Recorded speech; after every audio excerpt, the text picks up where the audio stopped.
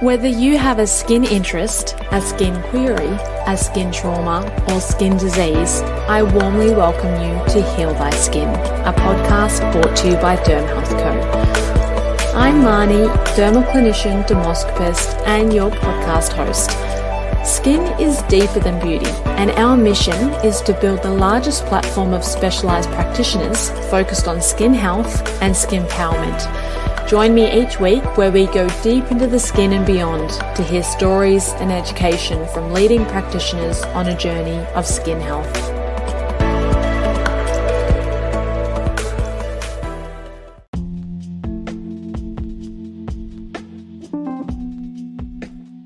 This podcast episode is proudly brought to you by Dermalist. Dermalist create powerful, ethical, and luxurious skincare with a focus on reducing inflammation in the skin. Inflammation is the root cause of many skin concerns, including premature aging, redness, pigmentation, and acne. Purchase online or at approved stockists. Hello, welcome to the Heal Thy Skin podcast. I'm Marni, your host, and today I'm speaking with Stefanie Milla, founder of Dermalist Skincare, an Australian company at the cutting edge of the cosmeceutical industry. Steph has worked in the skincare industry for more than 19 years as both a trainer and an educator within the industry. And after many years of planning and perfecting the range, she launched Dermalist, which was launched into the Australian market in October 2019. And it has revolutionised the skincare routines of thousands of Australian women with their range of luxurious, powerful and ethical skincare. Today, we are talking about inflammation within the skin and also the different aspects of inflammation, whether it's intrinsic or intrinsic. There are a myriad of skin conditions that can be directly or indirectly linked with inflammation, and we take a deep dive into the exact causes of inflammation and skincare ingredients that are known to combat and reduce inflammation with the skin, and as a result, improve the health of your skin as well. I started by asking Stefanie what she thought was the biggest misconception about inflammation. I think the biggest misconception is that it actually doesn't affect absolutely every process in the skin and probably almost every skin condition. In fact, Harvard Medical School has stated that chronic inflammation, uncontrolled chronic inflammation, is actually the common causative factor in almost every disease. And, if you think about it, that being true, then wouldn't it be the same for almost every skin condition? So, like we know acute inflammation is actually a protective mechanism. But when inflammation becomes sort of chronic with no off switch, as they say, it actually can become detrimental to the body and skin. In fact, I talk about this, and about a year ago, I think 2019, there was a clinical trial called CANTOS, and that actually came to its end, to its conclusion. And it was undertaken with, I think, more than about 10,000 people, participants in the world, in over probably about 38 or 39 countries. The primary aim of this CANTOS study was actually to identify the effects of this anti-inflammatory drug on the cardiovascular system. And interestingly, the second purpose, or the secondary purpose, was to actually view its effects on, I would say, seemingly unrelated illnesses. And we're talking about arthritis, psoriasis, even gout and Alzheimer's. Alzheimer's was one of them that was one of those unrelated sort of illnesses. Things like depression, skin cancer, and really, all the pathophysiologic processes, its effects on that. And really, the important thing to note here is the results are actually undeniable. They had a demonstrated beneficial effect on each disorder with using this anti-inflammatory drug, and a pronounced rate of reduction in a 70% reduction in the mortality rate of lung cancer patients. So when you're thinking about this anti-inflammatory drug, right, that's doing all these wonderful things for all these unrelated diseases and disorders, that overarching question then becomes, how does an anti-inflammatory drug sort of have so many significant effects on so many unconnected diseases? And really, it's not surprising, Marnina. Like, if we think about it, we can see there's well-documented evidence from numerous respected clinical studies all over the world that's stating that inflammation is the common causative factor in, at least I think, if not all diseases, all non-communicable sort of age-related ailments of the body. And they call this silent inflammation. And because this chronic inflammation, it's just uniformly damaging to, I believe, all the systems in our body. If you do interfere with inflammation and you do reduce it, you can actually improve the state of not just the disease and the disorder, but also your health. So I feel like this is the discovery that has the potential really to transform healthcare, but also, if you think about it, skincare, because we are in the skincare game, right? So if we understand this, I think we can then to start to treat the underlying causes of skin dysfunction rather than just, I think, focusing on the symptoms, which is what we have tended to do over the years. I think using a largely symptomatic treatment approach has actually been that traditional philosophy of skincare, probably, I think, for the past 40 years, right? But there's something new, and it's reliable science that I believe tells us that we're approaching skin concerns really we need to from a causal and symptomatic approach. And that will give us a more sort of complete and effective method of treating the skin. Wow, how fascinating. And it's really so simple. The elixir of longevity, perhaps. Your interest in inflammation, as well as the absolute excitement in your voice, it's not new to you. It stems back 2 decades. Talk us through your journey and your research into inflammation in general.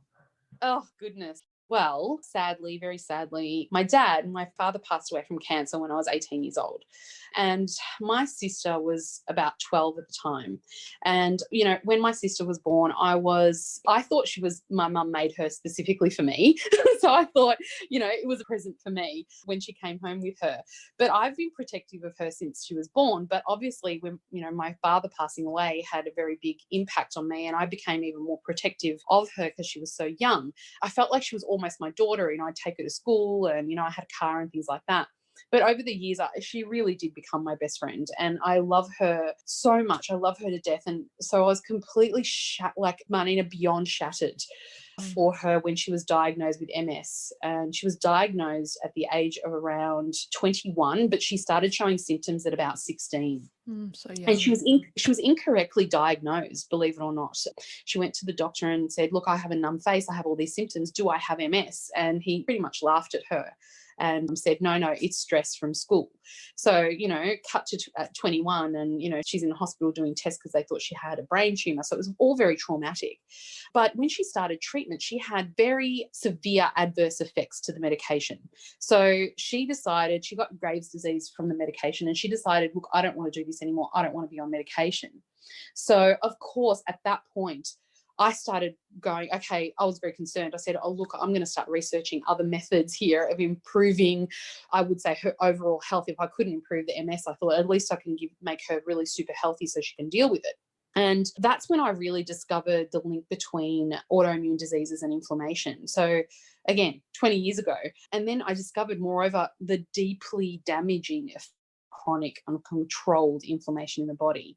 And then at the same time, I started in this industry, and in clinical practice, I was noticing this increased inflammatory and autoimmune conditions coming through, and also patients presenting with autoimmune disease. I don't know if it was because I knew about autoimmune disease and I was just noticing it more, your reticular activating system, kicking in and noticing all these. But even my therapist was saying there's just a lot of inflammatory conditions and a lot of autoimmune conditions. So the more I researched, the more I believe I understood that there was a deep overarching effect that chronic inflammation can have on really every single process within the body and skin. So this was, as I said, 3 or 4 times, 20 years ago, no one was talking about the effects of inflammation on the skin and all those extrinsic and intrinsic factors we now know are involved in the stimulation of inflammatory processes within the skin. So when I was teaching, very few people sort of understood when I was talking about the influence of the gut and hormones and the environment around us on this inflammation. And I was trying to teach it. And I think I was, more often than not, I was met with this lack of understanding, but also a bit of apprehension when I was trying to talk about it in combination, because we're all very just clinically minded at the time, treatment focused.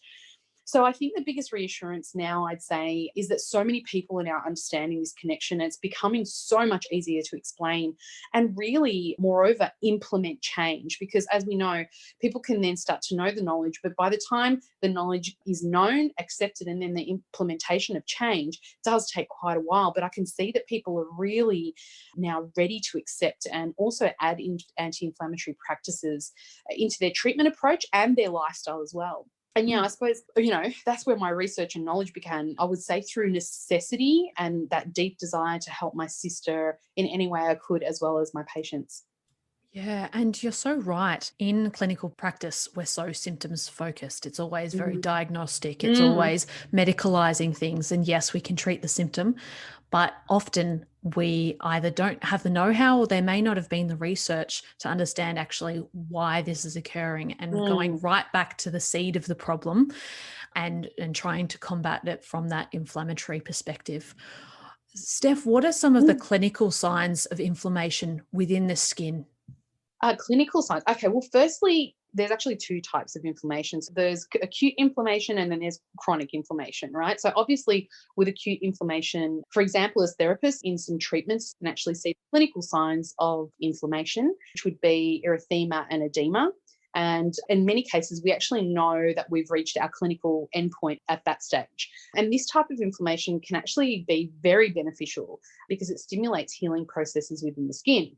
And it can lead to the production of, we know collagen, elastin, and also when using that correct modality, acute inflammation or acute heat can actually target and decrease conditions such as, and I'm careful to say this, epidermal non-hormonal pigmentation and other conditions as well. So both acute and chronic inflammation can present, I believe, in the skin in many ways. The more obvious ones really are, redness, rosacea, telangiectasia, psoriasis, and other various types of, I would say, inflammatory skin lesions. But the less obvious or well-known effects, I think, are, we know them probably as therapists, but the general public probably won't know. It's acne, pigmentation, and aging, among other things. Those are actually the clinical signs of inflammation within the skin. So I suppose if we take acne as an example, if you remove inflammation from the process, acne just wouldn't exist. You may have, yes, skin congestion, blackheads or whiteheads, but you actually wouldn't have that active acne because acne is a fundamentally inflammatory condition. And, most of us know, but in many cases, hormones can actually signal the receptors within that epithelial lining of the pore, triggering what we call preclinical inflammation. So it's silent inflammation. We can't see. This is before the event happens, right? Before the acne happens. And this preclinical inflammation creates the ideal environment for P. acnes to thrive. So you think about it, we've got low oxygen from the swelling of the lining in combination with this inflammatory, I would say, I like to say warm environment because I picture, the P. acnes in there, getting all warm and cozy. Basically, these are the ideal conditions for the proliferation of that P. acnes. And in normal circumstances, Marnina, we know P. acnes actually forms a really beneficial and protective part of our skin microbiota. And truly, without that presence of inflammation, it exists on the skin without causing any harm at all. And as therapists, we know, I believe many clients don't actually know it, but that acquired hyper and hypopigmentation is also caused by inflammation in most cases. In fact, if we actually need proof of this, we can see it in photography during polarized light examinations of the skin. I think when we look at, say, melasma under these conditions, we can actually see a direct correlation between the patterns of melasma and the patterns of increased, I would say, vasculature or inflammation. They completely correspond. So I suppose the short answer is that there are so many varied clinical signs of inflammation in the skin. But the most important thing I would say is to actually be aware of the fact that inflammation is the underlying cause of almost all of those skin concerns. And then we can actually go from there, treating the concern from a causality perspective rather than just a symptomatic approach. Yes, this is just music to my ears. So many different clinical signs.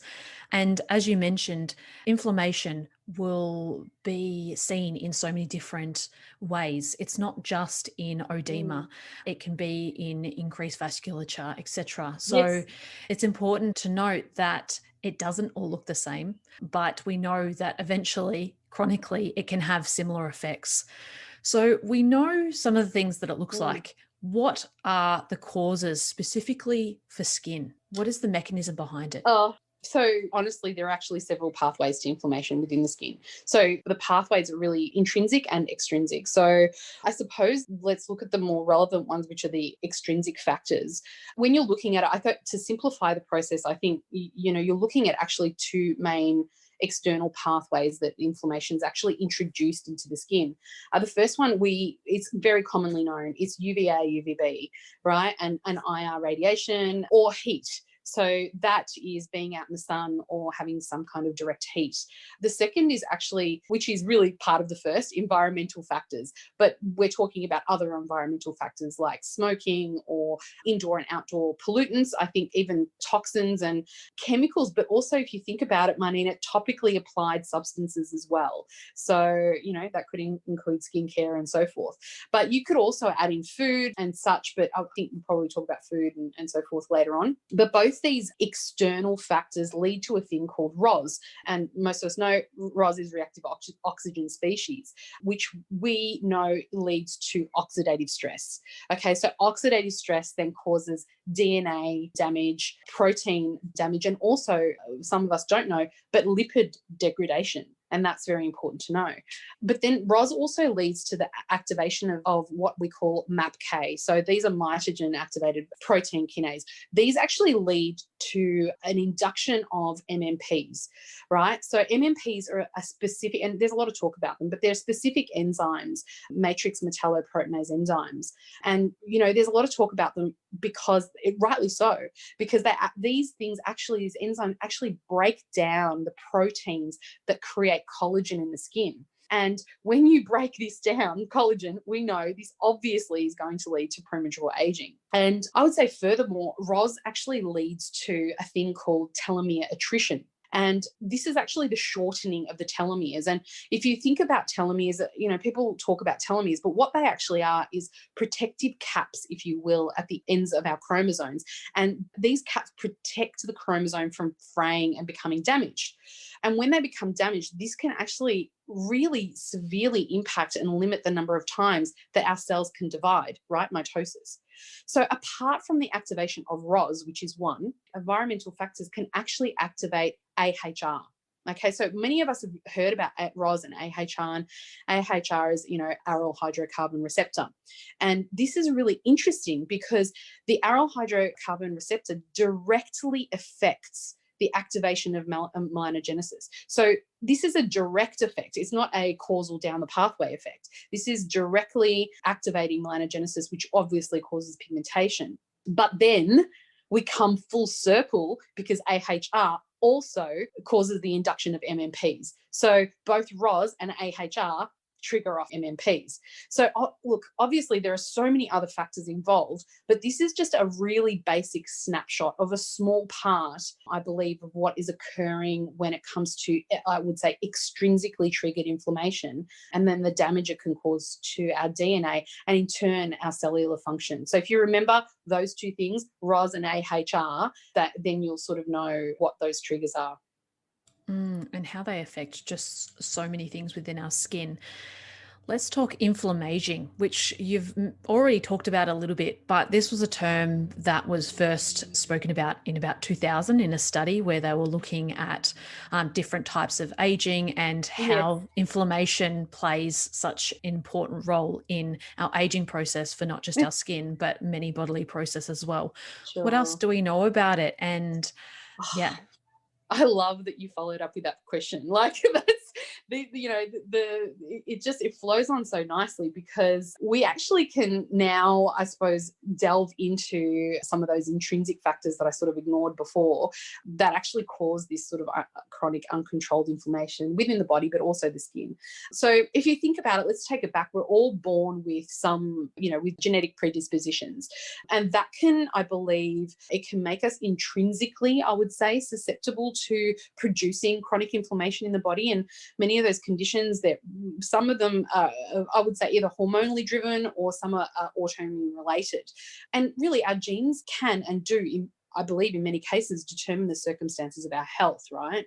But there are also so many other factors at play here, Marnina. And one of the main one is actually epigenetics. And again, this circles back from an intrinsic discussion to an extrinsic discussion again, because we actually can't do much about those genes that we're born with, but we can do something about regulating and I suppose mitigating an epigenetic response in those genes. And I think we can do this sort of by looking at the extrinsic factors that we can control, which are really a big one is stress, internal stress and external stressors as well, pollution, things like nutrient deficiency, and even certain viruses and bacteria can play a big part of it as well. But less commonly known, also visceral fat can play a huge part in triggering off, the epigenetic response and inflammation responses. And why is that? I believe that, and I've studied and I found out that it's all sort of comes back to a few things. And one of them is mitochondrial dysfunction. So we all know mitochondria is the powerhouse of our cell, right? We hear this term all the time, and rightly so, because when a cell has low energy, meaning that it doesn't actually produce ATP correctly, so that's adenosine triphosphate, and that's due to basically oxygen displacement within the cell. So it's displaced by nitric oxide. What happens when oxygen is displaced by nitric oxide is oxidative stress, right? So we know oxidative stress, we hear it all the time. This is just so impactful because what happens inside our bodies is when we have oxidative stress, it causes an activation of these things called inflammasomes. And that really leads to a thing called cellular senescence. Right, cellular senescence is something that I've been studying for so many years, and became obsessed with. You should read Dr. David Sinclair's book on sirtuin genes and slowing down aging because it's fascinating. But basically, our cellular senescence is a fancy way of saying cellular old age, right? So you've got, rather than cells going through this process of apoptosis, which is cell death, they start to age. And this can lead to mutations and ultimately inflammation. This is actually inflammaging at its core. Basically, cell senescence or cell old age, rather than having healthy and timely cell mitosis, which is birth, and then apoptosis, which is cell death. It might sound bad, we're wanting to promote cell death, but it's actually it's important because this is the way it should be to keep us sort of youthful and healthy. Old and damaged cells should be quickly replaced by healthy new ones. That's actually what happens in young or healthy people. So cell birth mitosis and apoptosis, that process is very important. And when that doesn't happen correctly, cells begin to age, they get old, they get DNA damage, and they don't function properly, and they get affected by inflammation. So all those factors, we talked about visceral fat and pollution and so forth, and also viruses and bacteria, that can all lead to those epigenetic alterations within the cells, and those lead to inflammation. But then on top of that, you've got all of this process happening, but on top of that, you've got to add antibiotics to the mix, and you're going to add, certain inflammatory or chemically treated foods, right?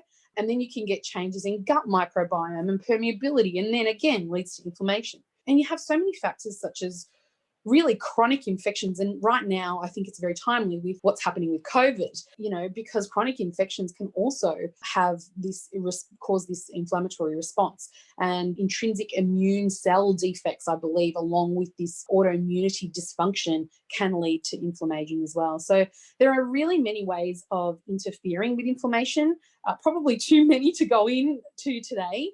But I personally believe, and there are many other people that hold this in high regard as well, I choose non-GMO foods, chemical-free foods, anti-inflammatory foods, things that are unrefined and unpackaged.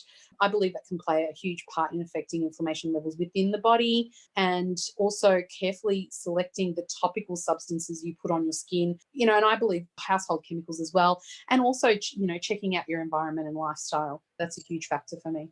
There's lots of things that we can do, and I agree, too many things to launch into just one podcast. But let's talk about skincare. Yeah, sure. What are some of your favorite ingredients in reducing inflammation, and how do these work? This is my favorite subject. So Good.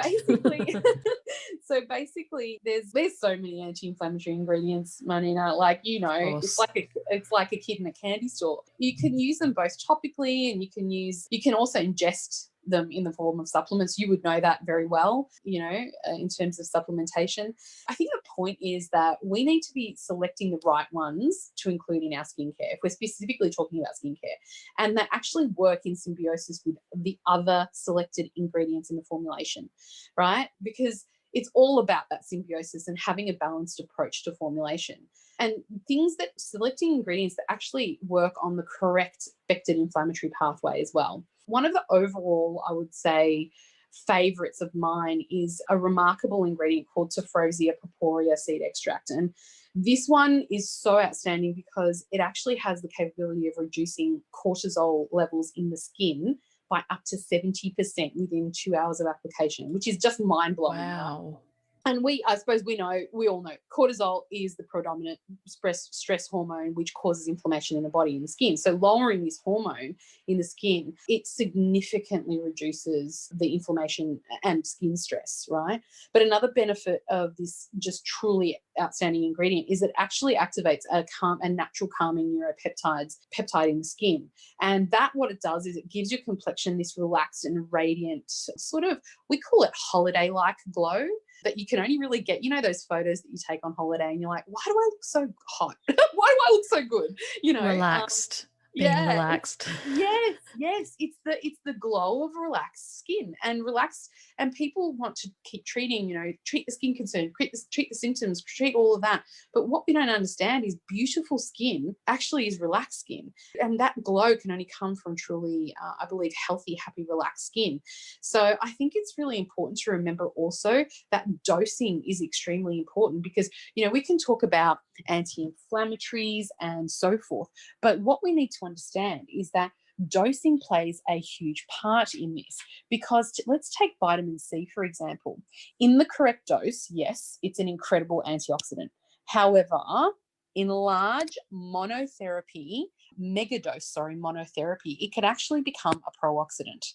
So this is actually known as a biphasic response. So when we study science, we learn about, hormesis, and that's what the biphasic response is.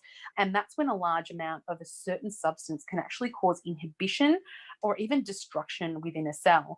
And a lower amount of that substance can actually cause stimulation and be beneficial. And you would know as well, Marnina, because you're a therapist, that this principle happens in low-level laser therapy. And this is why I'm obsessed with low-level laser therapy, right? Because it also, if you think about it, it also has a deep effect on ROS as well, and bringing back that nitric oxide oxygen balance to the cell and mitochondria. But basically, it happens with ingredients as well. So this biphasic response happens with vitamin C in the fact that vitamin C in big, large doses can actually become a pro-oxidant. So dosing is very important, and getting your ingredients to work symbiotically is really important as well. Wow, so many things. I'm So just loving many, I this. know. I'm just loving this conversation.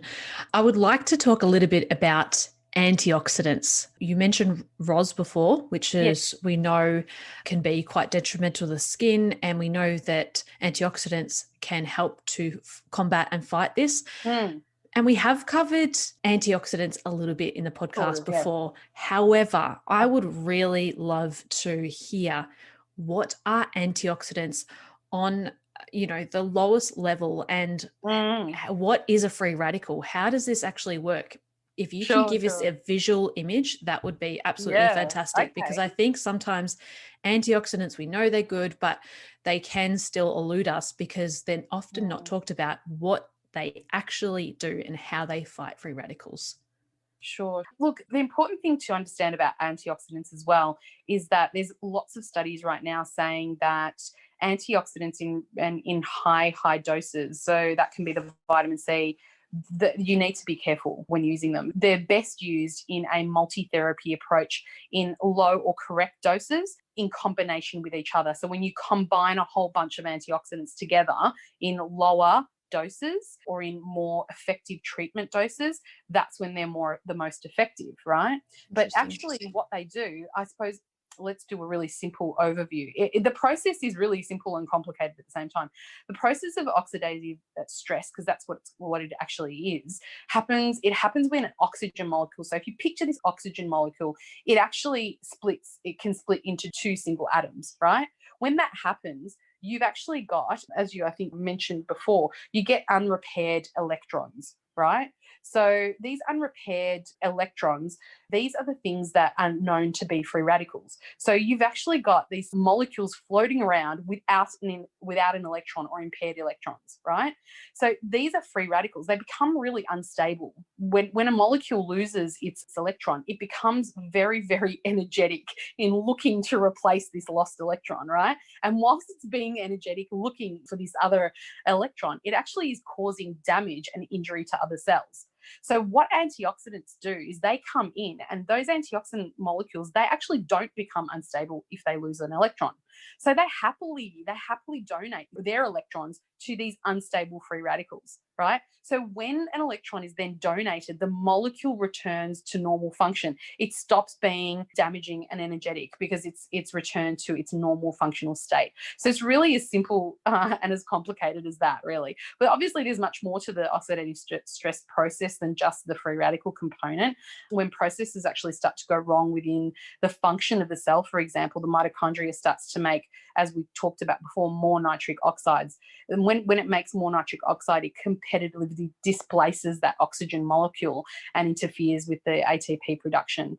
But in a nutshell, that's sort of how antioxidants sort of work. Again, being careful not to overdose on some antioxidants as well, because they can have the reverse effect. Thank you for that. Does that give you a good picture, I suppose? Absolutely. That succinct answer, exactly what I was looking for. Thank you. So, Steph, let's kind of fast forward. So, it was 20 years ago from some tragic events that really threw you into the research phase of inflammation. But jump forward, you've been in clinical practice and now in really cosmeceutical skincare. Talk to us about how you've applied your deep knowledge of inflammation and its effect on the skin in formulating the Dermalist range. Right. I actually think it's all of my experience, not just specifically the experience that I've had with inflammation, that collective experience. And also, I have to give credit to the collective experience of all the professionals that I have around me, because they've informed all of my decisions when I was actually creating those formulations. And way back when, you were one of the ones that, met me when I was, first conceiving of this idea. So you know how many people that I had around me supporting me with the trials. But really, if I think about it, my skincare philosophy is actually about combining both the causative and symptomatic approach to treating skin using multi-therapy, because that's what I do with modalities. That's what I teach. Multi-therapy is always the best, most complete way of treating a skin concern, because I understand that one modality or one ingredient on its own can't actually provide that complete or holistic result. So when formulating, and I am a cosmetic formulator, I will be a qualified chemist formulator in about 8 months or so, but knowing all of the science behind it as well, when formulating, it's about balance and really about symbiosis. And I believe healing. So what I'm trying to achieve with skincare is healthy skin. And by definition, healthy skin is actually free from skin concerns. But more importantly, it's actually beautiful and radiant. So I know this is probably an interesting concept for most people, but I actually believe that the absence of skin concerns doesn't automatically mean that the skin has a beautiful, healthy, attractive appearance. I believe it also has to do a lot with skin stress, inflammation, and also cellular function.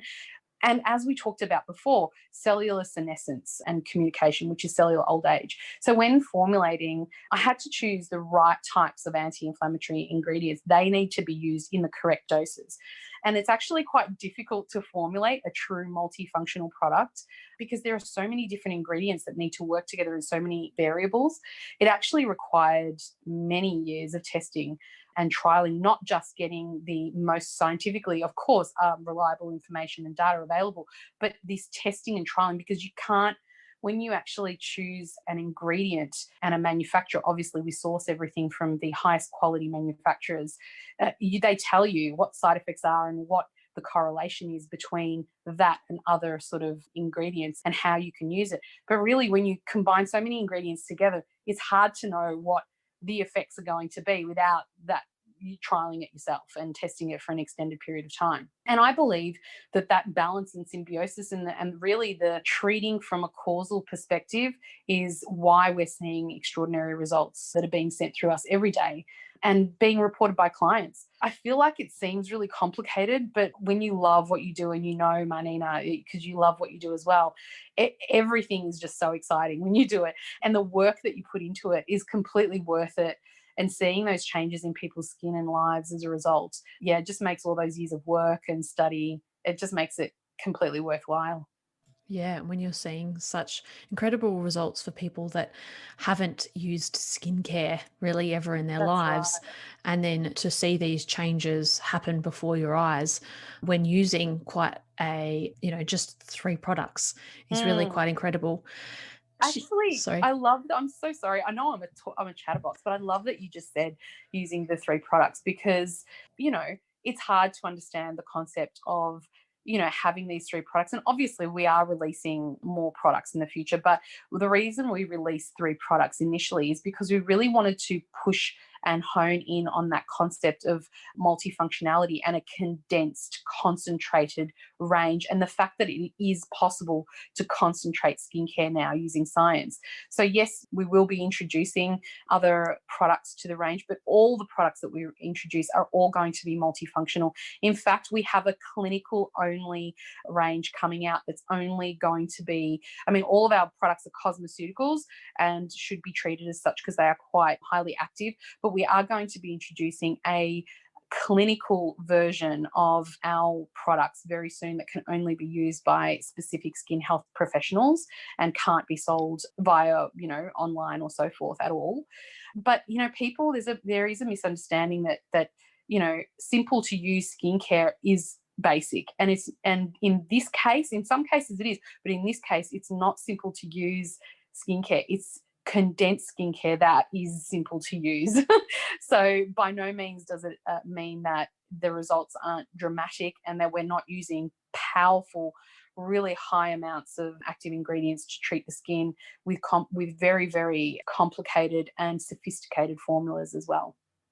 Fantastic differentiation between simple skincare and then a condensed, simple routine, I guess. Mm, Steph, what do you see in the future of mm. inflammation and I guess skin health in general for Oh, dermalist, but also just out there in the mm. industry?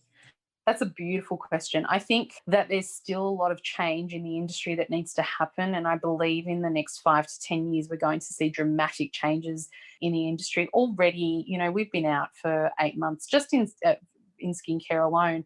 We've seen, people start to use and, borrow our term multifunctional. Our competitors out there are starting to do that, but it's important to understand that true multifunctionality isn't just about having a few different ingredients in your product. It's about actually understanding the skin and treating it from a causal approach. Because if you do that, you will treat skin health rather than the symptoms. But I think that is spilling over onto everything that we do. When I go to dermatology conferences, they're starting to now even talk about this global approach to skincare or to treating skin. Even in surgery, in dermatology, they're understanding that monotherapy isn't the answer. It's multi-therapy that needs to be utilized and combined to get that more complete approach. And we are seeing advancements in skincare and treatment technologies. And I believe that traditional beauty therapy has its place, of course, because we need to control stress in the skin, and that therapeutic touch from therapists is so important in reducing cortisol levels. You can't replace that with modalities, but more and more modalities are starting to take the place of traditional beauty therapy. So I believe that in the future, we're going to see a shift more to using modalities, seeing more condensed skincare ranges rather than, 40 to 60 products skincare companies are going to have to adapt, because people like me are going to come along and say, hey, there is a different way of doing this. We don't have to be stuck in the model of, the 1940s skincare. We can do things differently and still be profitable and still make revenue. And I understand that there's, strong marketing pluses to having multiple products in a range. But if you understand that clients only really buy an average of one skincare product each, if you can up that to 3 skincare products and treat all the skin concerns and have a really happy, raving fan of a client, you'll actually increase your sales if you simplify your routine, because clients will not be so confused and just walk away with one product. So I feel like that's the way we're going. And also with inflammation, we're going to see more inflammation-based modalities.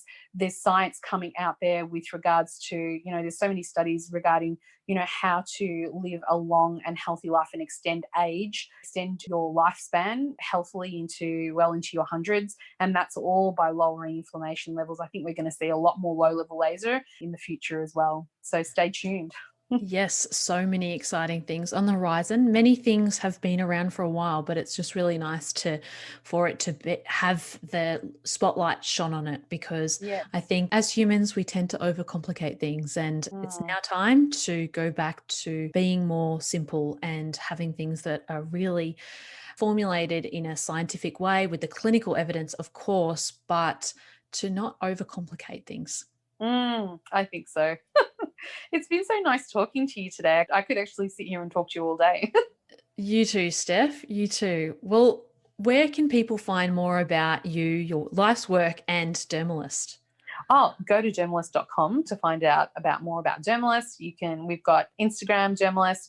I've also just recently started my own Instagram, because I've always been behind the scenes, of course, but I've just recently started my own Instagram as well, which is Stefanie Milla Skin. And just send us DMs. I get so many DMs, and I love talking to my clients. I'm obsessed with people, and I'm obsessed with clients. And so anything I can do to help people, I get a real thrill and kick out of that. So just reach out, ask us questions. If you want to think about taking on the range, you can, we're very flexible. We're an agile company. We're new, we take feedback on board, and we grow our range and our brand, based on what you would like as well. Don't forget, I am a formulator as well. So, I take that feedback on board. We listen, how we made this range is listening to everybody and getting everyone's feedback and putting what they wanted in skincare into this brand. So we encourage interaction and for everyone to reach out. Fantastic. Well, all of those links will be in the show notes for anyone wanting to reach out. Thank you so much, Steph, for your time today. It was an absolute pleasure. Yes, same. Thank you so much. It was so much fun.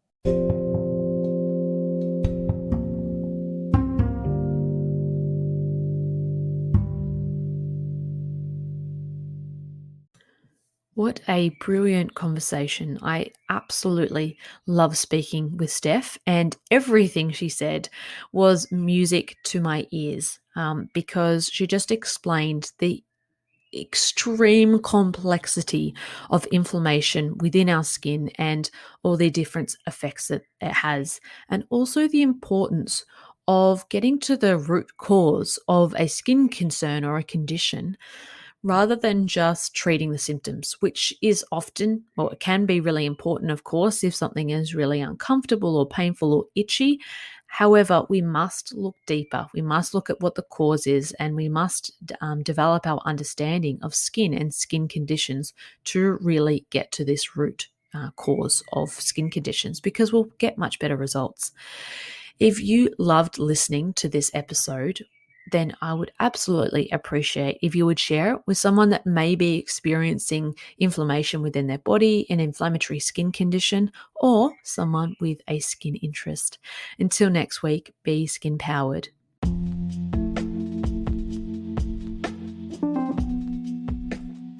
This podcast episode is proudly brought to you by Dermalist.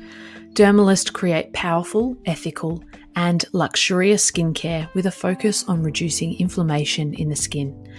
Inflammation is the root cause of many skin concerns, including premature aging, redness, pigmentation, and acne. Purchase online or at approved stockists.